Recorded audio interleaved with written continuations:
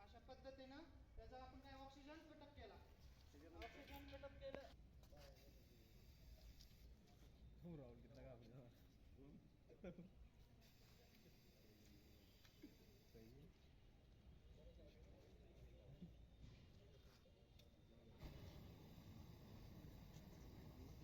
सोप्या पद्धतीने एक बघा कसं टाकता येते. एक वेळेस करणं करू शकाल तुम्ही.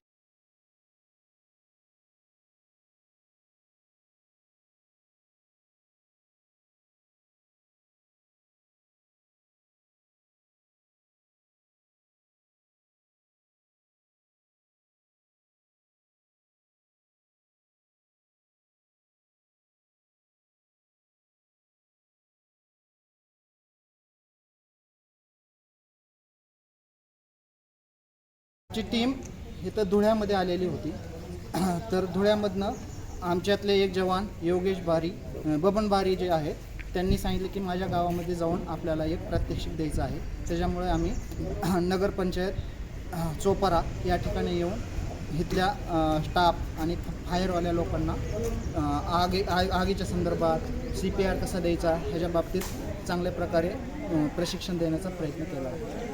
NDRFच्या माध्यमातून कुठलं कार्य केलं जातं आणि ज्या आपत्ती येतं त्या ठिकाणी कसे आपले जे परिश्रम आहे ते कसं घेतलं जातं? कुठल्याही प्रकारची आपदा तो नैसर्गिक असो किंवा मानवनिर्मित असो, भूकंप, बाढ अशा स्थितीमध्ये NDRF ही एक नॅशनल लेवलची टीम आहे.